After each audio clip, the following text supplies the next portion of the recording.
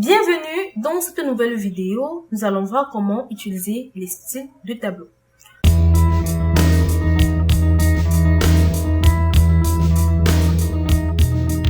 Nous allons dans cette vidéo utiliser cette base de données que nous avons également utilisée pour la précédente vidéo, où dans la colonne A, nous avons les noms, la colonne B, les ventes, la colonne C, les pays, et enfin la colonne D, les trimestres. Alors, nous allons formater rapidement cette plage de cellules en choisissant un style de tableau. Vous pouvez également créer votre propre style de tableau et vous pouvez également formater rapidement une cellule en choisissant tout simplement un style de tableau.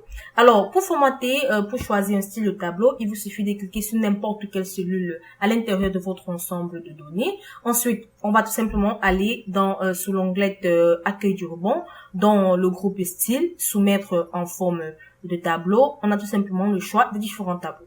On peut choisir le clair, le moyen ou encore le foncé. Vous pouvez également, avant de choisir un style, vous pouvez également créer vous-même vos propres styles de tableau. Donc, pour cela, on va tout simplement cliquer sur nouveau style de tableau et là, vous avez la boîte de dialogue nouveau style de tableau qui apparaît. Ou vous pouvez tout simplement entrer les éléments avec, par exemple, première rangée, la table entière, première colonne. Voilà, vous avez un aperçu. La deuxième colonne, vous pouvez également modifier la deuxième rangée. Voilà, la deuxième rangée. Voilà, vous pouvez actuellement mettre ce format.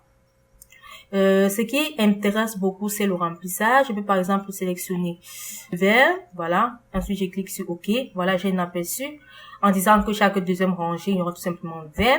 Ensuite, au niveau de la première rangée de lignes, je peux également formater cela également en vert. Je clique sur OK.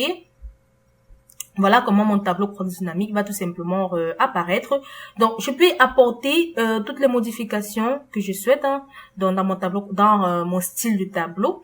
Donc, cela dépend tout simplement de moi. Je préfère plutôt mettre cette couleur. Voilà. Cela dépend de moi. Voilà en quelque sorte un aperçu de votre nouveau style de tableau. Lorsque vous avez terminé, vous cliquez sur OK.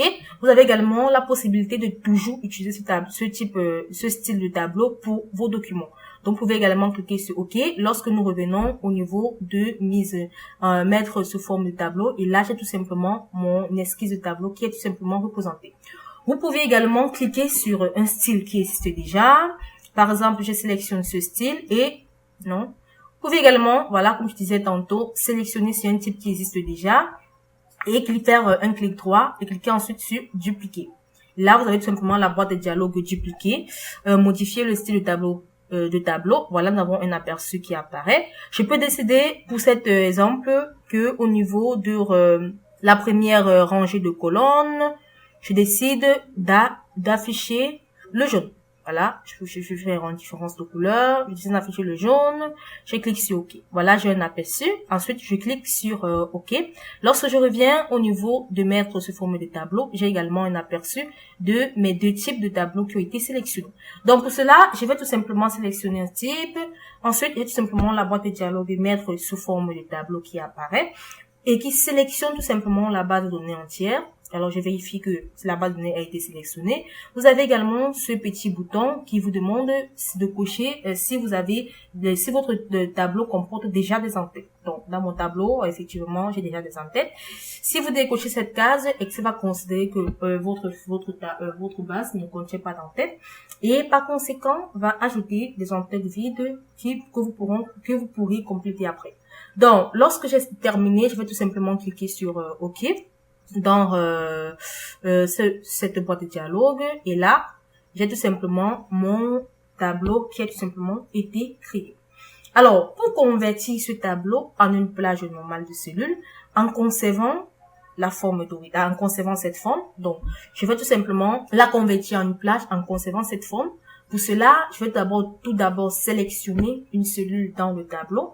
Ensuite, sur l'onglet de création du ruban, dans le groupe utile, voilà, je vais tout simplement cliquer sur convertir en plage. Lorsque je clique sur convertir en plage, j'ai tout simplement voilà, Microsoft Excel m'envoie un message qui me demande si je veux réellement convertir mon tableau en plage et je clique sur OK. Et là, j'ai tout simplement converti mon tableau en plage, mais en conservant, comme vous pouvez le constater, le style d'origine. Alors, il est également important de savoir que pour supprimer le style de tableau, vous devez tout simplement sélectionner une plage dans la cellule, ensuite sur l'onglet de accueil du ruban. Alors, comme je disais tantôt, pour supprimer le style de tableau, vous devez, après avoir converti votre tableau en plage, vous devez tout simplement sélectionner la plage de cellule que contient, où vous avez introduit le tableau. Ensuite, dans l'onglet de accueil du ruban, dans le groupe style, de là, ça a été désélectionné. Je sélectionne la plage. Ensuite, dans l'onglet accueil du ruban, dans le groupe style, je vais tout simplement cliquer sur style de cellule. Et là, je vais tout simplement sur normal ou insistant. Je peux tout simplement cliquer sur normal. Et là, comme vous pouvez le constater, cela met déjà mon tableau ou encore ma plage de données normalement. Je peux également cliquer sur insistant ou encore sur neutre ou insuffisant.